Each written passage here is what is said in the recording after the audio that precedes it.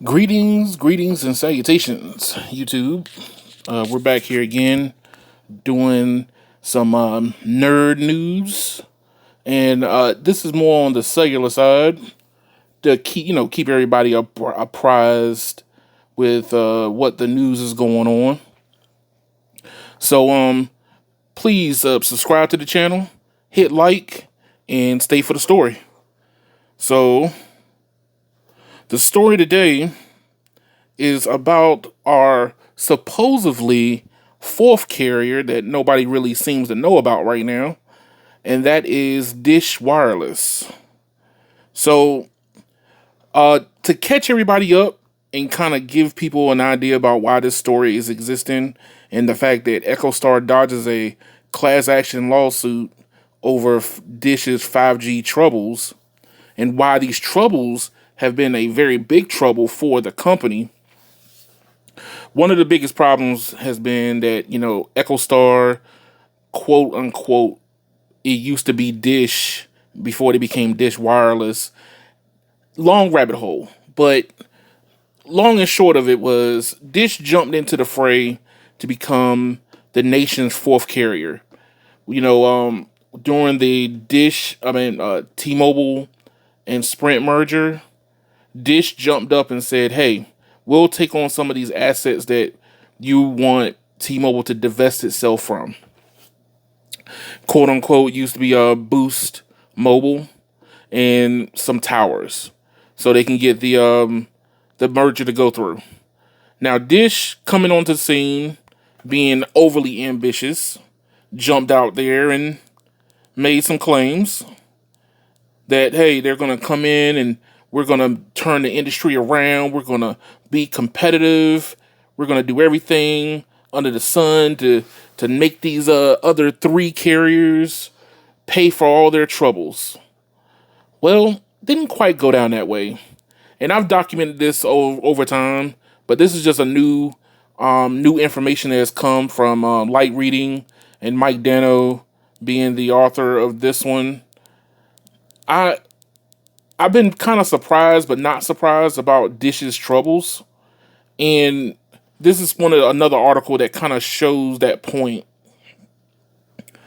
I have, been overlooking this because the war that transpired between Dish and T-Mobile, depending on what side of the fence you might be on, how you might feel about what, T-Mobile's response has been towards Dish.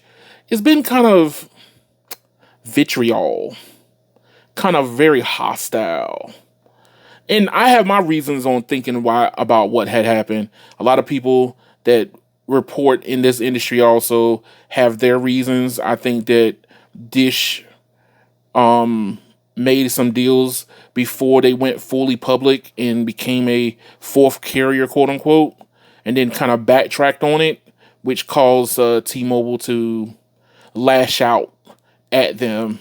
But the reason why I feel like that is more the truer story is because of this article showing that, they got a class action lawsuit put against them for overly selling their abilities.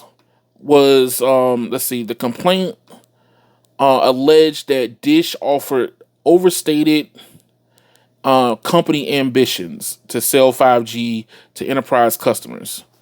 Now, what caused this to come about was the lawsuit was because of Dish having a data breach, and they wasn't fully forthcoming about all the information. But once you start, you can't stop. And they felt like they had blood in the water, so they pursued it. Can't start dredging up problem after problem. Come to find out, Dish was not ready to jump out there on their own, which that's what they end up doing. They went and decided that they were bigger. They went to go put their big boy pants on and jumped out on the big end of the pole and started flailing around. So now, granted, I make these comments due to the fact of articles being published and come to my own conclusion, but I feel like I'm pretty much gotten it pretty close due to the fact that if Dish wasn't having issues, then these articles would never have surfaced. I mean, you're talking about bickering fights between Dish and T-Mobile over whether or not should they keep the 800 megahertz spectrum or sell it to them. I mean, we were getting all the way down into the minutia of fighting over spectrum, whether or not did you have the money to even make the sale in the first place, which at the end, they didn't even have the money to buy the spectrum like they're supposed to. So you jumped out there, you got complain, and then you didn't even have the money in the first place. With the initial complaint being a cybersecurity incident, a lot of these plaintiffs, they felt like, they kind of felt like Dish was overpromising. And, they started digging further and further and further and further. And you've come to find out that, they allege that Dish offers officials did not fully understand the problems they were facing with building and launching their own nationwide network. I kind of felt that same exact way. You're starting off small. You're not at that full scale. Take advantage of all the little things that the federal government gave you, which was a 7-year roaming agreement on T-Mobile, like exclusively. Like they had to house you for at least 7 years. Take that time, build up your footprint. But they decided from jump, we bad by ourselves. And, they were trying to go Open RAN, which technically speaking, Open RAN in today's technology has not been very fruitful or showing fruit yet, because a lot of these vendors are going more exclusive. Ericsson is going, hey, we're offering full services just so you could stay with us. Open RAN is, hey, you can go grab whatever off the shelf, plug it into your network, and it should just work. That has not bared any fruit as of yet. So, there's been throughout the lawsuit that was pressed upon them, lack of software needed to integrate the multiple components in a functional network. So that means that they were basically operating it blind. They made a lot of promises, and they were looking for negligence for the most part. But I would say that, Dish in their growing pains should have kept the training wheels on. Now, that's just my opinion. Some other people might feel differently, but they had chances on top of chances to keep the training wheels on, and they decided to jump out there. They made some big moves very quickly. They felt like, hey, we can do bad by ourselves. But, the different vendors might have overpromised their abilities. One of the bigger vendors that they ended up having was called Mavenir. Now, I don't know much about Mavenir, but it was kind of like a big deal when they announced it, but it's not really showing itself to be very fruitful right now. And with all these histories of difficulties, where does this put Dish Wireless / EchoStar at currently right now? Well, let's see. Get to the history of difficulties. Well, let's see. EchoStar jumps in 2019. They were given 8 million subscribers due to the Boost acquisition from T-Mobile / Sprint. And they, made big claims, big bowls that they were going to go from 8 million to 30 million to 40 million in the customer sector. Now, today, EchoStar is just under 7 million customers. They are 2 million fewer from when they first entered the wireless industry in 2020. Yeah, that seems to hurt. That's gonna hurt.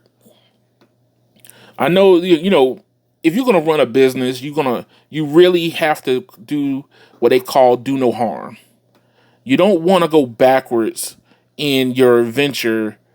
And I feel like Charlie Ergen, being kind of like, the worst businessman ever known to man, didn't realize that, hey, you're down in a good position. Don't jump out there by yourself. They had all the things that the federal government gave them. And one of the things they gave them was the easiest way to deploy their spectrum. They just said, deploy it. They didn't say how you're supposed to do it. They just said, deploy it. And I've gone through and looked at the agreement, found all the documentation, and literally it says it in black and white. You are responsible for deployment or getting the spectrum deployed. How you do it, hey, by hook or by crook, just get it done. And Charlie Ergen decided to go do it the hard way. But this this information that's been coming out has been very eye opening, and I'm glad to be able to report it to people. Keep the discussion going. Let me know how you might feel. Have you tried out Dish's network? I'm not in a position just yet to be able to try it out. I still think that they still are roaming more on AT&T's network, but I think they have service here in the DMV area that I live in different other pockets of places. But in today's industry, the major three carriers are basically trying to do satellite from space. So where does a Charlie Ergen Dish Wireless fit into trying to do satellite from space? Also, you're sold off. You're trying to sell off your television network side. Where do you stand? It's going to be kind of hard to keep up when your competitors are running away. But let me know what you think. Write in the subscription below, the comments below, how you might feel about this. I'm curious to see what people might be thinking. I might be wrong about it, but I think that Dish made a wrong choice by trying to poke the bear, and they really made T-Mobile mad in this whole venture of becoming an independent company. So, but that's my opinion. Like, share, and subscribe. Let me know what you think, and y'all have a good one.